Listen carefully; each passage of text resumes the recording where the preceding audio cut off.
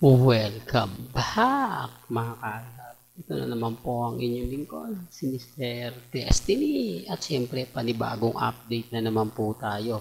Sa latest post nga po na inilabas kina Alden Richards, pansin nyo sa photos, wala nga po raw si Mama Ten. Nasaan nga po ba si Mama Ten mga kalab? Bakit hindi kasama ni Alden Richards? Mga katanungang hindi nyo po pwedeng sabihin ganito, hindi nyo naman po pwedeng sabihin ganon. Di po ba?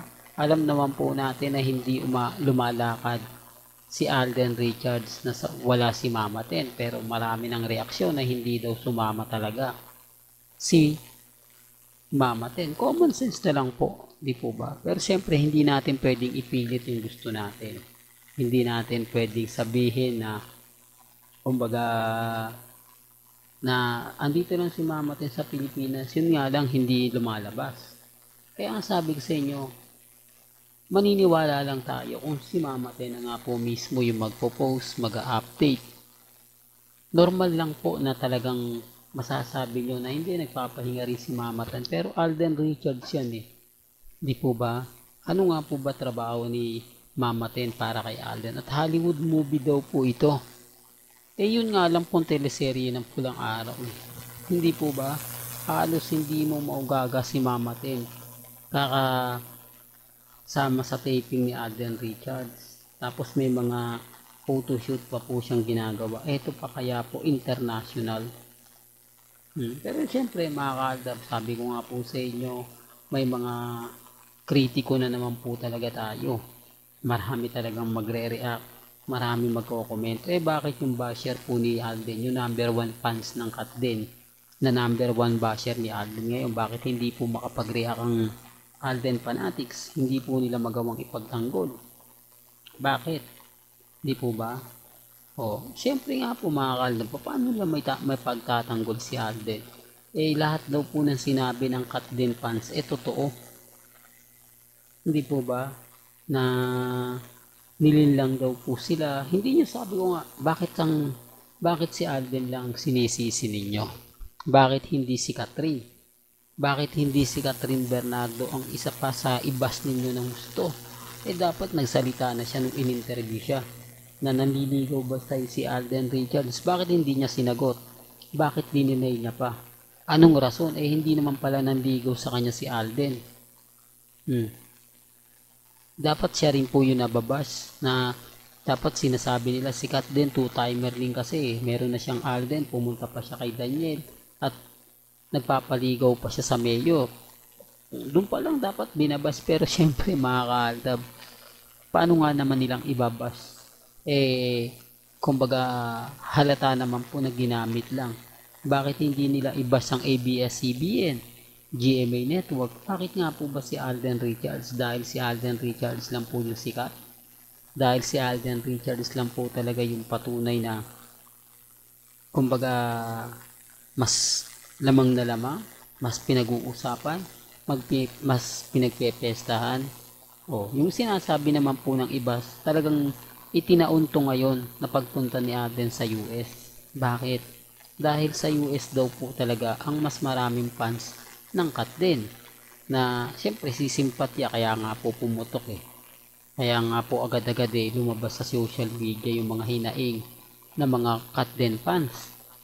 Dahil nga po nasa ibang bansa si Alden, dahil nga po isa po sa pagtutuon ng pansin yan, lalo na nga po ng mga taga Canada, na kung saan doon nga po nag-stay ng isang buwan sina Alden Richards at si Catherine. Kaya dadami talaga yung fans nila ron. Sinabayan pa nila Ma'am Ruby na talagang pumunta.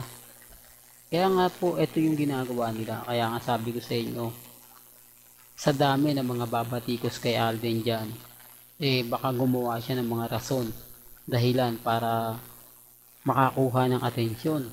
Ba?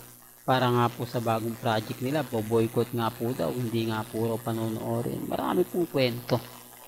Pero bakit ganon mga kaaldab? Wala naman pong kasalanan yung isa. Pero halatang halata na pinupush po siya. Kaya nga sabi ko sa inyo, walang ginagawa yung Alden fanatics. Wala rin ginagawa yung mga mga totally na sumusuporta o diehard ng Blue Hearts para kay Alden. Hindi po ba? O hindi, real talk mga kaaldab. Pero syempre, kumbaga walang pilitan. Kung ano yung paniniwala po ninyo, nire-respeto natin yan at ginagalang. Well, punta naman pura tayo dito kay Mengay. Ang dami pong rason, dahilan kung bakit wala po raw si Mengay sa Europe.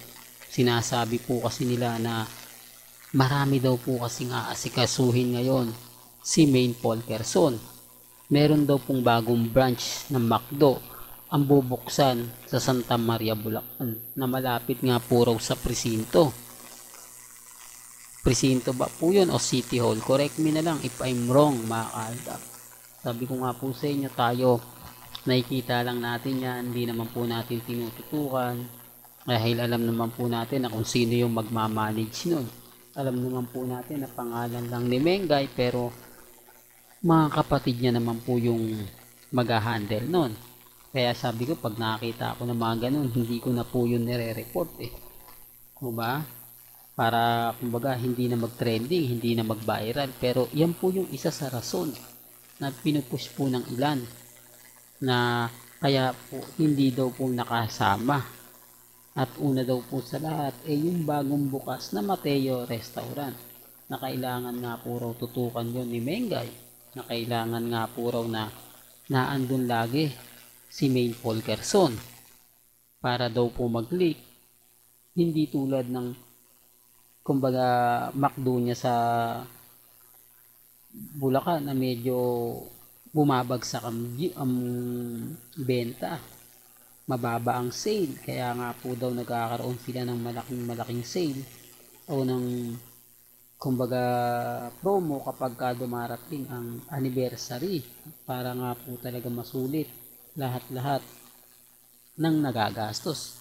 Pero imposible naman po mga kaaldab, Mengay na yan eh. Kung yung Mateo Restaurant talagang hindi magkiklik. At ito pa po, base po ito sa mga nakuha akong impormasyon sa mga main fanatics din.